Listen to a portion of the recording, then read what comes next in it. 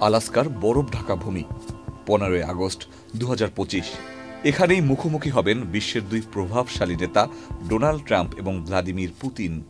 1990 সালের পর এই প্রথম যুক্তরাষ্ট্রে কোনো মার্কিন প্রেসিডেন্ট রুশ প্রেসিডেন্টকে স্বাগত জানাচ্ছে পূর্ণাঙ্গ শীর্ষ বৈঠকে। কিন্তু এই সম্মেলনের পেছনের কাহিনী কি শুধু কূটনৈতিক, নাকি এর ভেতরে লুকিয়ে আছে আরও গভীর কিছু?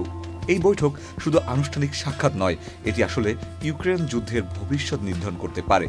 ফেব্রুয়ারি 2025-এ ট্রাম্প এবং পুতিনের এক আকস্মিক ফোনালাপের পর থেকেই শুরু হয় সম্পর্কের বরফ গলানোর প্রক্রিয়া।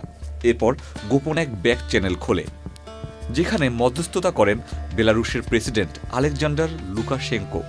এই ব্যাক চ্যানেলের মাধ্যমে মার্কিন ও রুশ দূতদের কয়েক দফা গোপন বৈঠক হয়, যদিও ইউক্রেন বা ইউরোপের কোনো প্রতিনিধিকে এতে অন্তর্ভুক্ত করা হয়নি, যা পশ্চিমা দেশগুলোকে বেশ উদ্বিগ্ন করেছে। এই সামিটটি কেন এতটা গুরুত্বপূর্ণ? প্রথমত, ইউক্রেনের জন্য এটি যথেষ্ট ঝুঁকিপূর্ণ। আলোচনায় যদি কিয়েভ অনুপস্থিত থাকে, তবে তাদের ভবিষ্যৎ নিয়ে সিদ্ধান্ত অন্যরা নিয়ে ফেলতে পারে। বান্ডেল থাকলে প্রতি সেনমানিতে টাকা বাঁচবে। বিকাশ সেনমানি বান্ডেল কিনে জিতুন প্রতি লেনদেনে। দ্বিতীয়ত, ইউরোপের যথেষ্ট উদ্বেগ রয়েছে। মিত্র দেশগুলো মনে করে ট্রাম্প এমন এক সমঝোতায় যেতে পারে যা রাশিয়ার পক্ষে বেশি অনুকূল হবে। এদিকে পুতিনের কূটনৈতিক বিজয় অনেকটা নিশ্চিত করতে পারে। মার্কিন মাটিতে এই বৈঠক আয়োজন শুধু প্রতীকী জয় নয়, এটি প্রমাণ করবে যে রাশিয়া এখনও সরাসরি সুপার পাওয়ার লেভেলে খেলার ক্ষমতা রাখে। ট্রাম্প বরাবরের মতো আমেরিকা ফার্স্ট নীতিতে আছেন।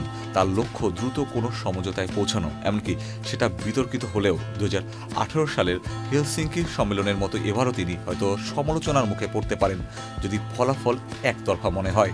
আলাস্কা সম্মেলন হয়তো ইতিহাসের একটি বড় বাঁক হয়ে দাঁড়াবে। যদি সমঝোতা হয়, তাহলে হয়তো ইউক্রেন যুদ্ধের গতি বদলে যাবে। আর যদি ব্যর্থ হয়, তাহলে এটি হতে পারে আরও বিভক্ত এবং অনিশ্চিত বিশ্ব রাজনীতির সূচনা। Ikhtiyar Ferdous, channel I.